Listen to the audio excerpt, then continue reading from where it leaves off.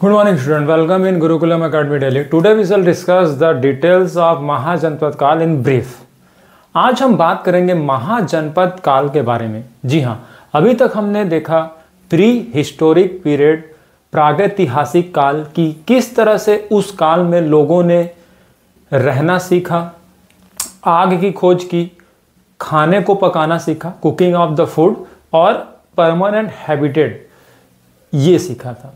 उसके बाद हमने देखा कि जैसे ही हमने प्रागैतिहासिक काल से इंडस वैली सिविलाइजेशन, सिंधु घाटी सभ्यता की ओर मूव किया, तो जो उन्होंने छोटे छोटे चीज जो इंडिविजुअल सीखे थे, कभी आग का खोज किया उन्होंने, उसके साथ साथ कुकिंग सीखी, उसके साथ साथ कल्टीवेशन सीखा था, जो एनिमल हस्बेंड्री सीखी थी यानी पशुपालन, ये चीज सीखे थे प्रागैतिहासिक काल में। जैसे ही उन्होंने सिंधु घाटी सभ्यता में प्रवेश किया या सिविलाइजेशन जो हमारा मूव किया, माइग्रेट किया from prehistoric period into Indus valley civilisation, उसको बहुत मैनेज तरीके से एक सिटी में बहुत बड़े स्तर पर लागू किया। मतलब बड़े बड़े लोग, बहुत सारे लोग, पहले आप जानते हैं ना, डिस्कवरी जब भी होती है, कभी भी कोई चीज खोज होता है तो पहले एक मॉडल बनता है, ठीक है। मॉडल बनने के बाद फिर उसका मैन्युफैक्चरिंग होती है। कोई भी, जैसे मोबाइल बना, आईफोन बना मान लो, तो पहले फर्स्ट आईफोन बना होगा, उसके बाद उसका मैन्युफैक्चर हुआ।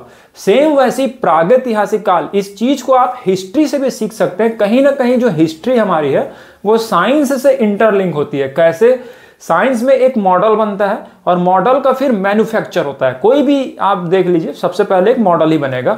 कोई भी फील्ड देख लीजिए in the science subject, same वैसी हिस्ट्री में आप आएंगे तो पहले प्री हिस्टोरिक पीरियड में लोगों ने मॉडल सीखा कि कैसे डिस्कवरी ऑफ फायर, और कैसे हम एनिमल हस्बेंड्री करेंगे, और कैसे परमानेंट हैबिटेट, ये उन्होंने सीखा था। और उसको मैन्युफैक्चर किया, यानी बड़े स्तर पर, बड़े जगह पर, बड़े बड़े सिटीज में उसको अप्लाई किया कि हम कैसे कल्टीवेशन करेंगे, जो अन्न पैदा करेंगे या खेती करेंगे, एनिमल हस्बेंड्री कैसे पशुओं को पालेंगे, और कैसे जो हैबिटेट है, जो हम सोसाइटी बनाएंगे। पहले एक के लिए घर बनता था, लेकिन अब पूरे सिटी के लिए घर बनने लगा। उसी को हमने कहा था Indus valley civilisation. Indus valley civilisation यानी सिंधु घाटी सभ्यता। उसके बाद हमने देखा था किस तरह से वैदिक कल्चर आता है। वैदिक कल्चर में यह होता है कि वेद, जो भी सिंधु घाटी सभ्यता का एक जो मेन पॉइंट है वो था कि उन्होंने नेचर का वर्शिप चालू कर दिया था अपने लिए। तो आप देखते हैं कि जब भी हम पूजा करते हैं या कोई भी करते हैं, सबसे पहले हम अपना देखते हैं। उसके बाद जब हमको डर लगता है कि कौन सी ऐसी पावर है जो हमको गवर्न करनी है या जो भी चीजें दे रहा है, कोई तो ऐसा पावर है, तो फिर उन्होंने सिंधु घाटी सभ्यता के लोगों ने नेचर का वर्शिप करना चालू किया था इन the form of earth and Pashupati के रूप में। जो उनके एनिमल्स थे उनको कोई ना कोई तो बचाता है, ऐसा उन्होंने सोचना चालू कर दिया था सिंधु घाटी सभ्यता में। फिर हमने देखा था कि वैदिक कल्चर में उस मतलब सिंधु घाटी सभ्यता में आपने देखा कि किस तरह से उन्होंने फिर एक मॉडल बनाया। क्या मॉडल? मतलब वर्शिप का मॉडल, कि हाँ ये अर्थ जो है हमारी गॉडेस है, मदर गॉडेस है, एंड पशुपति जो है वो हमारे एनिमल के कंजर्वेटर हैं, यानी बचाने वाले हैं। तो वहां पर मॉडल बनाया। लेकिन जैसे ही फिर से सिविलाइजेशन नेक्स्ट स्टेप में मूव किया इनटू द वैदिक पीरियड, वैदिक काल में, तो उन्होंने फिर जो मॉडल बनाया था इन वर्शिप का, उसको एक्सपांड किया। यानी उसमें फिर बहुत सारे देवता हैं। आप देखेंगे इंद्र, अग्नि एंड पशुपति, और उसके बाद त्रिदेव जो थे, प्रजापति, विष्णु जी एंड रुद्र। तो इस तरह से देख सकते हैं कि इंडस वैली सिविलाइजेशन से जब वो मूव किए, दे माइग्रेट किए इन द वैदिक पीरियड, तो आपने देखा होगा कि किस तरह से उन्होंने वर्शिप का एक्सपांड किया। तो आप देख सकते हैं ये हिस्ट्री, हालांकि हम स्किप कर सकते हैं फॉर द मेंस या और द फ्री, लेकिन कहीं ना कहीं मैंने बताया था कि बेसिक में आपको सब कुछ कंप्लीट करना होगा, थोड़ा थोड़ा इंट्रोडक्शन लेना होगा। ये आपको मेंस आंसर राइटिंग में आपकी बहुत मदद करेंगे। आप देखेंगे सब्जेक्ट्स को इंटरलिंक करने में। तो देख सकते हैं सिविलाइजेशन कैसे हमारी मूव होते जा रही है। एक चीज आपने देखा कि एक सिविलाइजेशन में कोई मॉडल बनता है, दूसरे सिविलाइजेशन में उसका एक्सपांशन या मैन्युफैक्चर होता है। जैसे सिटीज रहना सीखा था प्री हिस्टोरिक पीरियड में, एंड इंडस वैली सिविलाइजेशन में मैन्युफैक्चर हो गया उसी चीज का। फिर उसके बाद इंडस वैली सिविलाइजेशन ने वर्शिप का मॉडल बनाया था, छोटा छोटा वर्शिप चालू किया। वैदिक पीरियड में देखोगे बृहद स्तर पर वर्शिप पूजा पाठ चालू कर दिया। और आप जानते हैं जब भी कोई चीज ज्यादा होने लगता है तो फिर कुछ ऐसा आता है कि उसमें मॉडिफिकेशन, चेंज, और प्रकृति का बदलना या नेचर का चेंज होना आप जानते हैं कि वो चेंज होता ही रहता है। तो फिर आया क्या, महाजनपद काल। और महाजनपद काल में ये था कि आप देख सकते हैं कि महाजनपद काल वैदिक में ज्यादातर वर्शिप में ध्यान दिया जा रहा था, लेकिन महाजनपद काल में फिर से सिटीज बनने लगी। तो आइए इस क्लास में देखते हैं महाजनपद काल के बारे में। तो देखिए महाजनपद काल, अब नाम से ही मैंने बताया था कि हिस्ट्री में या कोई भी सब्जेक्ट में, in any subject you have to concentrate on the name of the topic. चाहे वो क्वेश्चंस में आए, चाहे वो कहीं भी टॉपिक पढ़ रहे हो, आप नेम पर फोकस कीजिएगा और नेम से ही उसके डिटेल्स को रिकॉल करने का प्रयास कीजिएगा। क्योंकि जब आप एग्जाम में जाएंगे तो ये डिटेल्स जो है वो सब नहीं आएंगे। क्या आएगा, वो जो कीवर्ड है वो in the form of questions आ सकता है या फिर एनी फॉर्म में, लेकिन कीवर्ड में ही आपको छुपाने की कोशिश करना है उसके डिटेल्स को। तो देखिए, और वो सबसे बेटर होता है कि नाम, महा यानी होता है बिग, एंड जनपद यानी होता है रीजन। समझ जाइए, जनपद हमने वैदिक कल्चर में देखा था कि कैसे उन्होंने राष्ट्र में डिवाइड कर रखा था अपने एडमिनिस्ट्रेशन को 5 लेवल्स में। तो यहां पर वैसे ही महाजनपद बोला गया। महा यानी बिग और जनपद यानी रीजन, समझ जाइए। तो 16 सिटीज बने थे इन द इंडिया। इसका ज्यादा डिटेल्स आपको धार्मिक किताबों में नहीं मिलेगा। आप देखेंगे वेद या फिर जो भी हमने बापूस जो हमने देखा था, बापूस जो कोड था जिसमें वेद, ब्राह्मण, अरण्यक, पुराण, उपनिषद एंड एपिक्स, इस तरह से जो भी हम रीजनल बुक्स देखे थे धार्मिक, उसमें इसका डिस्क्रिप्शन ज्यादा नहीं मिलता है। क्यों नहीं मिलता है? क्योंकि आप जानते हैं जिस समय में जो राइटर रहते हैं वो अपने ही धर्म को प्रमोट करते हैं। Not in the ancient period, you can see in the present period. जो धर्म होगा वो अपने धर्म के अच्छी बातों को प्रमोट करेगा, दूसरे धर्मों के या दूसरे रिलीजन पर वो उतना फोकस नहीं करता। सेम वैसी ये जो सिटीज बनी थी, हो सकता है ऐसा, इसके बारे में ज्यादा डिटेल नहीं है, लेकिन ये सेक्युलर रहा होगा। धर्म पर जो ज्यादा फोकस हो रहा था, आप देखे थे कि बाय बर्थ हो गया था कोई भी ब्राह्मण तो ब्राह्मण ही बनेगा, ब्राह्मण का बेटा ही ब्राह्मण बनेगा, छत्री का बेटा छत्री बनेगा, वैश्य का बेटा वैश्य और शूद्र का बेटा वैश्य, ये हो गया था। तो ऐसा माना जाता है कि कुछ लोगों ने ये सोचा होगा कि ये तो मोनार्की जो चल रही है वो कहीं ना कहीं गलत है, और चेंज करने की कोशिश किया होगा किसी सोसाइटी ने। और उन्होंने अलग अलग जगह पर जाकर के, इंडिया के आप देख सकते हैं अलग अलग जगह पर जाकर के इंटीग्रेट हुए होंगे, इकट्ठा हुए होंगे और अपना अपना नया सिस्टम बनाया होगा। और इसीलिए 16 मेजर सिटीज बनी। आप देख सकते हैं वैदिक जो हमारा एज था वो था रूरल, छोटे छोटे गांव में रहते थे, पूजा करते थे लोग जो है इन द वैदिक काल में। लेकिन महाजनपद काल, देखिए महाजनपद, बड़ी बड़ी सिटीज बनी। वो वैदिक जो छोटे छोटे लोग आए होंगे, इकट्ठा हुए होंगे, बोले होंगे कि अरे वहां क्या चल रहा है, वहां तो बाय बर्थ सब कुछ दिया जा रहा है, हमारे अंदर पोटेंशियल है, हम छत्री बन सकते हैं, हम अपना देश बना सकते हैं नया, लेकिन वो छत्री हैं वो तो हमको प्रमोट करने नहीं दे रहे हैं। तो इस तरह से लोगों में, चाहे वो कोई भी क्लास का हो सकता है, ऐसा नहीं कि शूद्र ही आए होंगे, ब्राह्मण भी आया होगा, ब्राह्मण भी बोला होगा कि मुझे गवर्नमेंट में जाना है, मुझे बस यही पूजा पाठ करो बोलते रहते हैं, कोई भी कैसे भी। तो जब चेंज होने लगा in the drawback of post वैदिक पीरियड, तो फिर 16 सिटीज बनी होंगी, लेकिन जिसका डिस्क्रिप्शन नहीं मिलता, इसीलिए इसको बोलते हैं महाजनपद काल। अब देखिए, समझते हैं महाजनपद काल में। देखिए कि हमने देखा था इंडस वैली सिविलाइजेशन का मेन कंसर्न यहां था।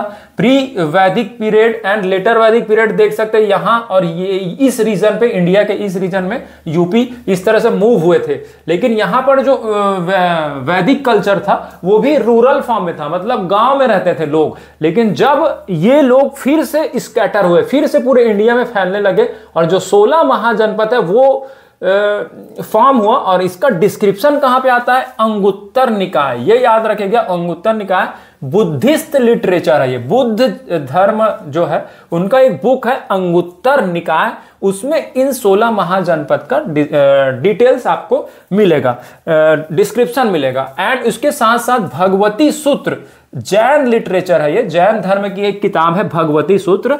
तो अंगुत्तर निकाय एंड भगवती सूत्र, इन दोनों बुक्स में इन 16 महाजनपद का डिस्क्रिप्शन दिया हुआ है। बाकी धार्मिक बुक्स में या पुराण्स में इसका डिस्क्रिप्शन नहीं दिया हुआ है। रीजन मैंने बता दिया, क्योंकि ये हो सकता है सेकुलर स्टेट्स रहे होंगे, सेकुलर रीजन रहे होंगे। अब देखिए कहां कहां पर है जो आप, हालांकि इससे डायरेक्ट क्वेश्चन ना है यूपीएससी में या मेंस में, प्री में, लेकिन जो फॉर्मेशन है, जो फाउंडेशन है, वो आपको पता होना चाहिए। कहीं ना कहीं ये जरूर काम आएगा। आप देखिएगा यूपीएससी में जो सिलेबस है वो तो आपको पढ़ना ही है, जो सिलेबस से बाहर है उसका भी नॉलेज रखना है। तब देखेंगे ये कंप्लीट यूपीएससी होता है ना। जैसे कोई चीज दिखता है उसके अंदर, जमीन के अंदर भी उतना होता है। जैसे पेड़ है, पेड़ तो यूपीएससी का सिलेबस एक ट्री है, उसके नीचे क्या होता है, रूट। तो रूट को आपको थोड़ा थोड़ा जानना पड़ेगा, इसलिए इसको थोड़ा देख लेते हैं। देखिए सबसे पहले यहां अगर हम नॉर्थ टू साउथ आने की कोशिश करें तो गंधार, कंबोज, कुरु, पांचाल। अब देखिए उसकी जो कैपिटल है वो मैंने लिख रखा है। गंधार की कैपिटल राजधानी थी तक्षशिला, कंबोज राजपुरा एंड हटका, कुरु की इंद्रप्रस्थ। ये जो इंद्रप्रस्थ दिल्ली जिसको बोला जाता है, देखिए कुरु यहाँ पर एक रीजन था। महाजनपद में भी इसका डिस्क्रिप्शन है, लेकिन ज्यादा डिटेल्स में इसका दिया नहीं गया, तो हम बेसिक में अभी इतना ही जानेंगे। पांचाल देख सकते हैं, अहिछत्र, कांपिल्य। नॉर्थ पंचाल जो है, नॉर्थ पंचाल की जो कैपिटल थी वो अहिछत्र और साउथ की कांपिल्य।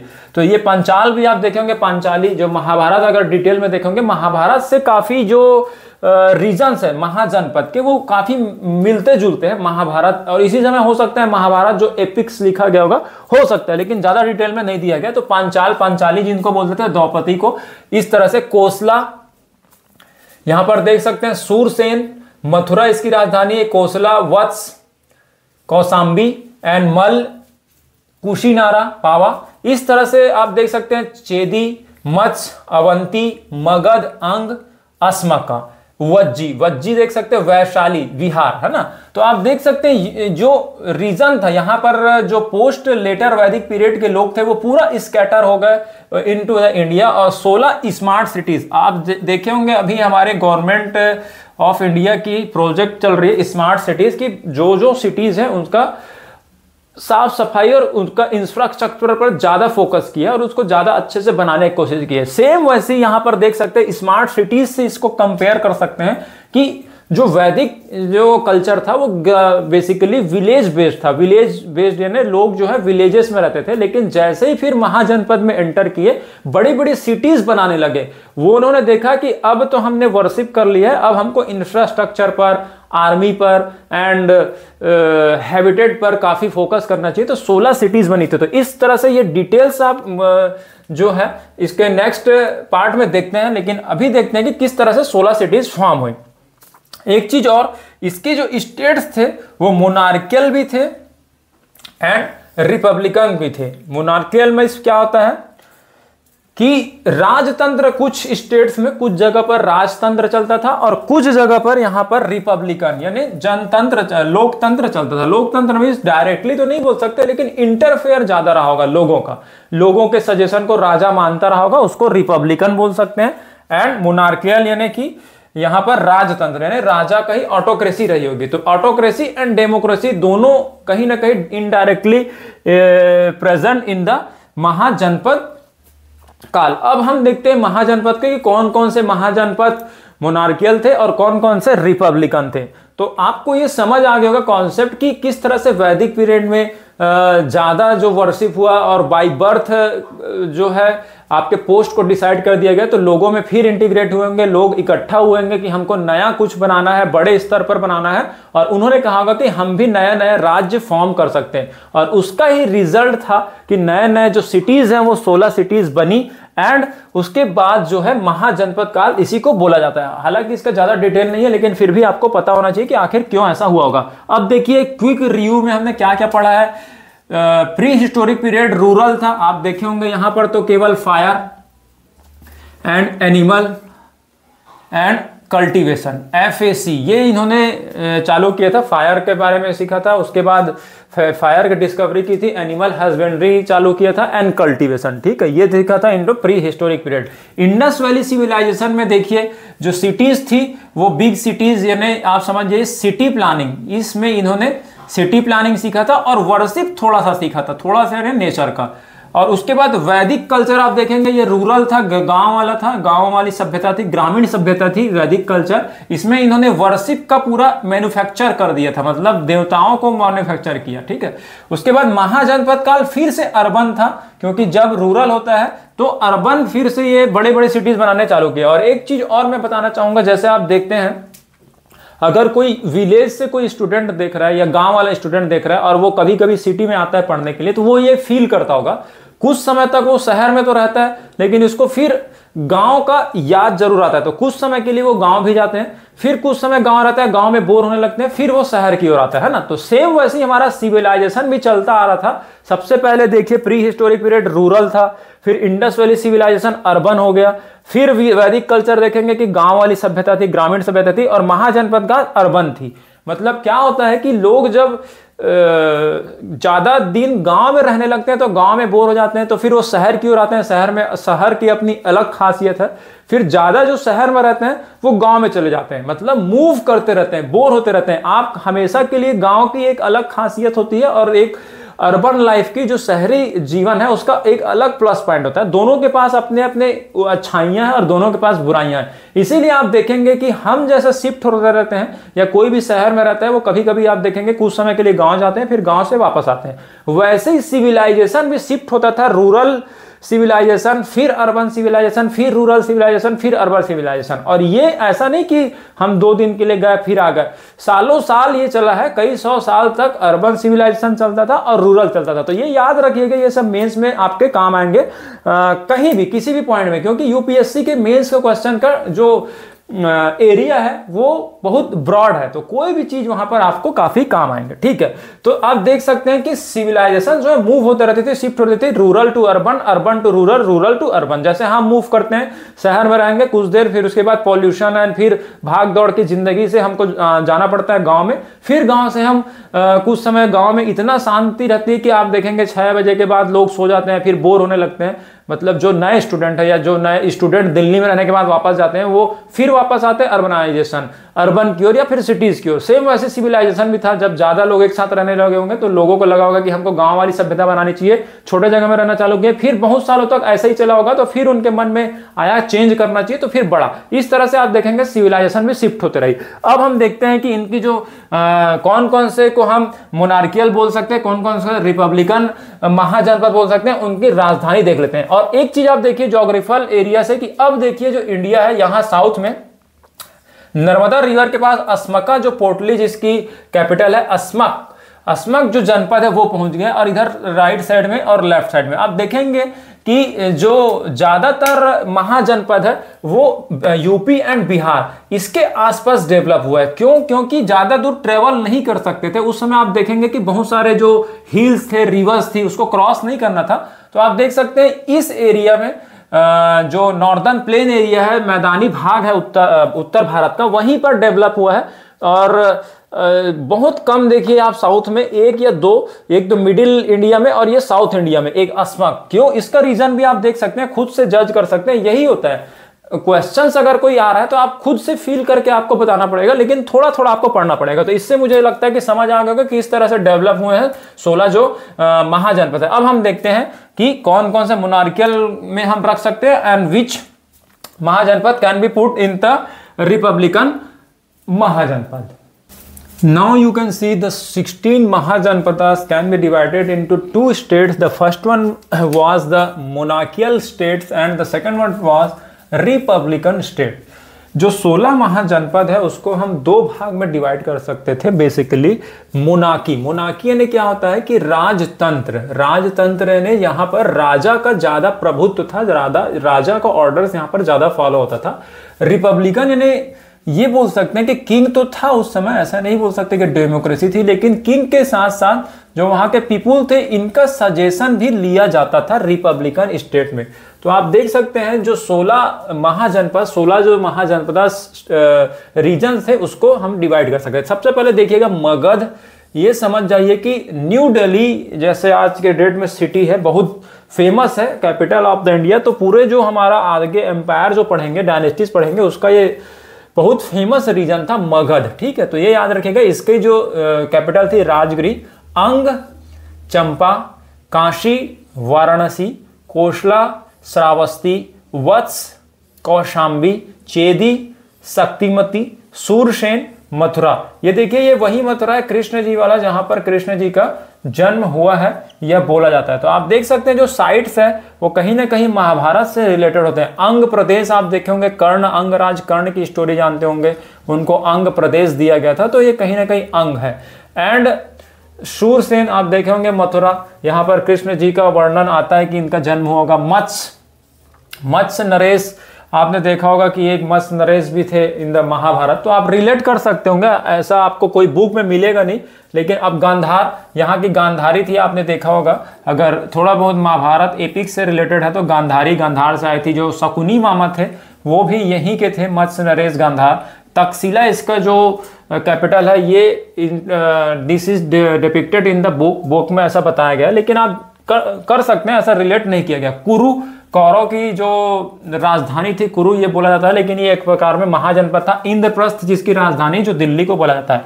पांचाल, पंचाली, द्रौपदी को ऐसा बोला जाता है, जो महाभारत की पांडवों की जो पत्नी थी द्रौपदी वो इस जगह से थी। तो पंचाल इसकी जो अहिशात्र, काम्पिल्य इसकी जो कैपिटल्स है वो है। And Vajji, Vaishali, Malla, Kushavati and Kamboj, Hatak. तो देख सकते हैं ये जो स्टेट है 1 2 3 4 5 5 जगह पर रिपब्लिकन एडमिनिस्ट्रेशन था और बाकी जगह में मोनार्कियल एडमिनिस्ट्रेशन था। और कहीं ना कहीं ये लिंक हो सकते हैं, लेकिन इसका डिटेल्स अभी कहीं मिला नहीं है। कभी हो सकता है रिसर्च में सामने आए, तो हो सकता है महाभारत एपिक में इन सब सिटीज के जो डिस्क्रिप्शन है तो दिए हुए हैं, लेकिन हमने अभी देखा कि जो अंगुत्तर निकाय एंड जो जैन टेक्स्ट है भगवती सूत्र, इन्हीं दोनों में इसका डिस्क्रिप्शन दिया हुआ है। बाकी ऐसा कोई रिलेशन नहीं है, ये हो सकता है आने वाले समय में आपको पता चले। तो देख सकते हैं जो मेन कंसर्न है कि दोनों एडमिनिस्ट्रेशन में दोनों फॉर्म फॉलो किया जाता था, मोनार्कियल एंड रिपब्लिकन। इतना डिटेल महाजनपद काल के बारे में दिया गया, महाजनपद पीरियड के जो महाजनपद डायनेस्टीज है, महाजनपद रीजन है, इसके बारे में दिया गया है। और नेक्स्ट क्लास में हम देखेंगे राइज ऑफ मगध। ये देखिए ये 16 सिटीज थी, 16 महाजनपद थे, 16 जो सिटीज है वो फिर एक दूसरे से कंपटीशन करेंगे। अब आप देखेंगे कि जब आपको कोई चीज मिलता है, कंपटीशन होता है, तो आप फिर सबसे आगे निकलने की कोशिश करते हैं या सबसे बड़ा बनाने की कोशिश करते हैं। तो ये जो 16 सिटीज हैं इन्होंने फिर से आपस में एक दूसरे से कंपटीशन किया, और उसके साथ साथ एक जो महाजनपद है मगध, ये सबसे बड़ा राज्य बन के उभरेगा, सबसे बड़ा डायनेस्टी बन के उभरेगी, सबसे बड़ा पावर बन के उभरेगा अमंग दिस 16 जनपद। और मगध जो है अपने आप में इंटीग्रेट कर लेगा और सबको कहीं ना कहीं डायरेक्टली इनडायरेक्टली अपने में समा लेगा, और फिर एक बड़ा स्टेट बनेगा Magadh. The rise of Magadh, ये हम पढ़ेंगे नेक्स्ट क्लास में कि किस तरह से मगध जो है इन सबको कैप्चर करके, ओवरटेक करके अपना लीडरशिप बनाएगा और फिर बहुत बड़ा एम्पायर बनाएगा। उसके बाद आप देखेंगे कि मगध में कौन कौन से डायनेस्टीज ने रूल किया। उसके बाद आप देखेंगे कि किस तरह से चंद्रगुप्त मौर्य जो हमारे इंडिया का बहुत बड़ी डायनेस्टी है, बहुत बड़े रीजन पर कही थी, वो हम देखेंगे उसके नेक्स्ट क्लास में। तो आप देख सकते हैं कि इन 16 महाजनपद में डिवाइड हुआ, फिर इनमें कंपटीशन होगा। तो नेचर जो देख रहे हैं आप सोसाइटी का वो कन्वर्ट होते रहता है और सिविलाइजेशन जो है बदलते रहती है। आज भी आप देखेंगे कि फिर जो जनरेशन है, जो ओल्ड जनरेशन है, उनके जो थॉट्स है, उनके प्रोसेस थे, उनकी लाइफस्टाइल अलग थी। जो हमारे पेरेंट्स हैं उनकी लाइफस्टाइल थोड़ी चेंज हुई, और जो हम हैं अभी, जो हम जैसे यूपीएससी की तैयारी कर रहे हैं, प्रिपरेशन कर रहे हैं, उनका जनरेशन का सोचने का तरीका अलग है। और जो अपकमिंग जनरेशन है, जो टेक्नोलॉजी आप 20s के बाद देख सकते हैं कि टेक्नोलॉजी से जो घिरे हैं उनका सोचने का नजरिया अलग होगा। तो कहीं ना कहीं आप हिस्ट्री से इस प्रेजेंट लाइफ को भी रिलेट कर सकते हैं। यही मकसद था ये महाजनपद को बताने का। हालांकि आपने देखा होगा कि पूरे क्लास में ज्यादा इसके बारे में डिटेल्स है नहीं, बस 2 बुक में डिटेल है, और इनकी जो 16 महाजनपद और उसके जो कैपिटल्स है वो आपको कंसर्न करने वाली बात है। लेकिन कहीं ना कहीं ये आप देख सकते हैं, कहीं ना कहीं सिविलाइजेशन का मोबिलाइजेशन जो हो रहा है, सिविलाइजेशन कैसे बदल रहा है, वो उसको जानने के लिए जानना जरूरी था। नेक्स्ट क्लास में मिलते हैं द राइज ऑफ मगध के साथ, कि किस तरह से 16 जो महाजनपद है आपस में कंपीट करेंगे और क्यों मगध ही जीतेगा। ये भी हम देखेंगे कि क्यों मगध ही होता है। हो सकता है इनमें से कोई भी जो महाजनपद है वो सुप्रीम पावर बन सकता था, लेकिन आखिर what was the reason for the supreme power making of the Magadh, ये देखेंगे हम नेक्स्ट क्लास में। Thank you.